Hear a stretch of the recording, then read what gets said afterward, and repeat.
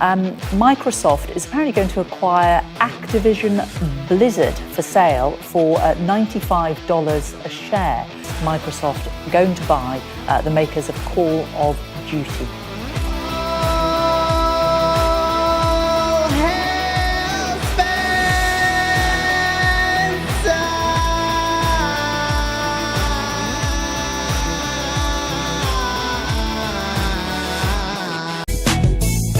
Hell no, to the no, no, no. Hell to the no, hell to the no. Another fat, gigantic L. I'm sad. A major development in the Microsoft Activision Blizzard case as the CMA has voted to block the merger of Microsoft and Activision Blizzard, citing cloud gaming of all things. Welcome, my fellow salt addicts. How has your week been treating you? Because for Microsoft, holy shit! Because with the gaming and hardware revenue declining, and only their service and content growing by 3%, the bad news were just starting for them. Because the CMA has blocked the purchase of ABK over cloud gaming of all things. Don't worry, baby. I'll be gentle.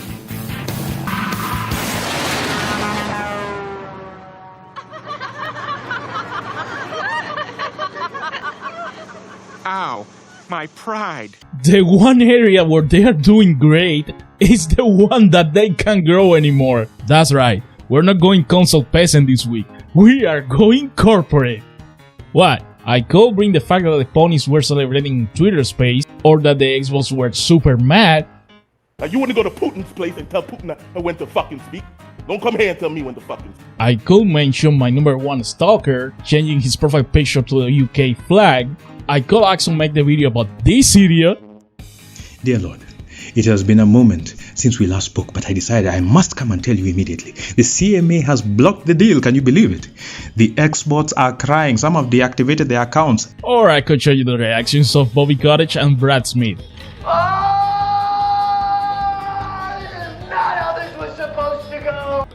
Hey, I'm miming, but it wasn't that far from what they did.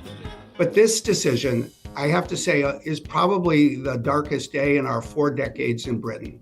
It does more to shake our confidence in the future of the opportunity to grow a technology business in Britain than we've ever confronted before. God damn, how fucking dramatic do you have to be? Microsoft's darkest day in the UK? Really? Does the "Three rings are there" ring a bell? I was mad as You'll see Xbox will actually start up. Like, we can laugh at the Xbox didn't turn on at the original unveil. We can bring that video up. But with Xbox 360, honestly, even with the benefit of time, nobody laughs at the red rings. Don't get me wrong, I'm fucking mad that the CMA didn't approve this. Do you have any idea of how fucking expensive is the COD collection on Steam? $945, bro. Game Pass will jump from a good deal to a fucking steal. So what did the CMA say? Microsoft and Activision merger, a trend and a concern for the future of cloud gaming. The cloud gaming market is growing rapidly. With the average number of UK cloud gamers tripling between 2021 and 2022, this growth is expected to continue. Projections suggest UK market for cloud gaming services could be worth up to £1 billion by 2026. Cloud gaming can help existing and new gamers access their favorite games without the need for an expensive console or gaming PC in the future. Microsoft already has strong advantages in the market. Owning Windows, the leading PC operating system for which most PC games are made, significant cloud infrastructure and systems, Xbox, and a portfolio of leading games. Microsoft already accounts for an estimated 60 to 70% of global cloud gaming services. If Microsoft were to buy Activision, that position will only become stronger, reducing competition in cloud gaming and affecting how the market develops. The evidence available to the CMA showed that Microsoft will find it commercially beneficial to make Activision's games exclusive to its own cloud gaming services, making it harder for other platforms to compete.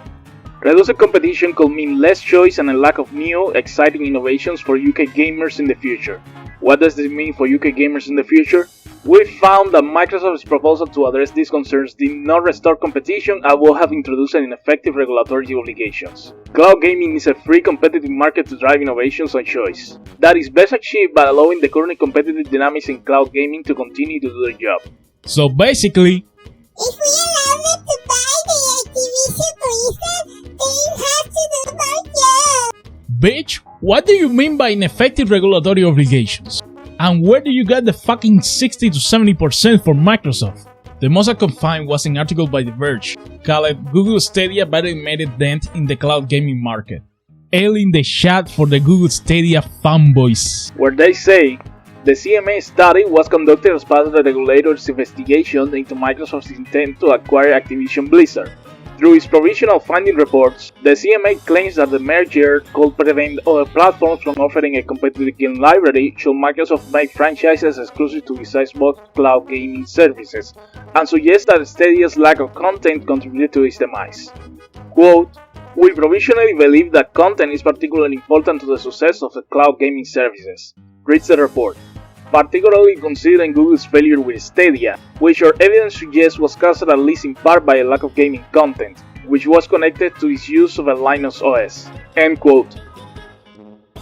The CMA claims that Microsoft's Xbox Cloud Gaming held between 60 and 70% of the cloud gaming market by 2022, but that should be taken with a grain of salt. There are tons of asterisks around that number, which the CMA spent 2 full pages addressing. For example, Microsoft and Sony's game streaming services are available as part of the larger packages, such as Game Pass Ultimate and PlayStation Plus Premium. Users who have access to the streaming services through these packages may not actually list them, as they view as free add-on but were counted towards each company's market share by the CMA regardless. The regulator additionally said it likely overestimated Sony's market share in 2021 and 2022 by doubly counting some people who used its game streaming and were subscribers to both PlayStation Plus and PlayStation Now. It's also difficult to accurately compare the figures as the data was collected at different times. Xbox Cloud Gaming figures being taken between January and September of 2022, while GeForce Now only provided data for January, for example. My source is that I made it the fuck up. Look, it's difficult to find where they got that number. According to Microsoft, more than 20 million people have used Xbox Cloud Gaming. Nvidia apparently in the last year had 14 million subscribers. Boosteroid, another cloud gaming service, had apparently 3.4 million users in 2021. Ubitus, another cloud gaming service that Microsoft made a deal with, celebrated 1 million cloud gaming users on 2013. This isn't even taking into account the multiple cloud gaming services out there. Hell, I'm not even taking into account what percentage of PlayStation Plus's 45.4 million users or the 36 million users that Nintendo Online has are using cloud gaming. I don't know how they came out with this conclusion, I really don't. Regardless, Nvidia says this.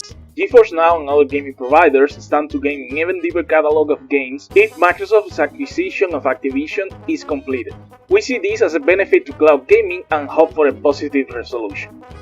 Microsoft is pretty much footing the bill for the COD to be in the cloud services, which according to Bobby Cottage, it wouldn't be otherwise. Cloud gaming is an inconsequential part of the business, and having done this for 35 years, it's my view that over the course of the next decade, what you're going to see is phones having greater power, greater capability, better graphics, a faster ability to broadcast to a large screen, and so the idea that you need processing in a cloud and that would somehow be more efficient than the local processing capability that exists on phones or on other dedicated devices like computers, it actually is almost the opposite of the conclusion that CMA reached. Their belief was that somehow cloud gaming was going to be the biggest growth area in the industry. I think what Microsoft offered in remedies already is availability of their content and licenses to almost anybody that had an interest in pursuing cloud gaming. And they made it very clear that they were willing and will continue to offer cloud gaming content to any cloud provider. But, you know, the idea that somehow you're protecting all of these big foreign competitors from market competition, it made no sense. And I think that Microsoft really went out on a limb to provide remedies that would ensure that anyone that had an aspiration to participate in cloud gaming would be able to do so. Look, let's not ignore that the guy is a piece of shit. He's going to get it back after all of this. But one of the biggest benefits of Microsoft owning Activision is that he's getting his ass out of there. From knowing the sexual misconduct inside the company, to straight out threatening in a voicemail to have his assistant killed. This motherfucker is going to stay as the CEO if the deal fails. But I'm not done yet! As Brad Smith has been calling the block the darkest day in the 4 decades in the UK, and Bobby Kotick calling it irrational, parodying June Ryan's words when the CMA decided to start focusing on consoles, they were trying to get the UK government to look hard at the role of the CMA and the regulatory structure. What a bunch of fucking Karens. And a spokesperson for UK Prime Minister said those sort of claims are not borne out by facts. These are facts, and facts don't care about your feelings.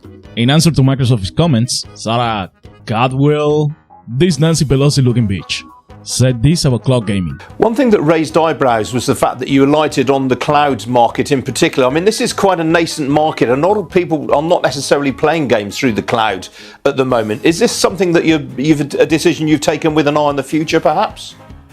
Yeah, so you're absolutely right. We focused in on our concerns in cloud gaming, and it is an emerging market, but it's one that's growing rapidly. The number of users has tripled over the last couple of years.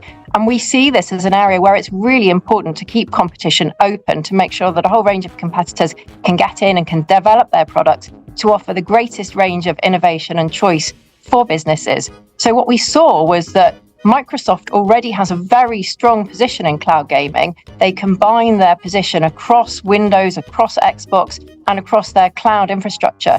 And the merger would have brought that strong position together with the really strong portfolio of games, as you mentioned, that Activision have. And that would have had an impact on the ability of other cloud providers to compete effectively in this market going forward. So we wanted to make sure that this market was able to deliver real innovation and real choice going into the future. But we're not done yet with the drama. Bobby Kotick, again, tried to start a conspiracy theory about the CMA being used as a tool by the FTC.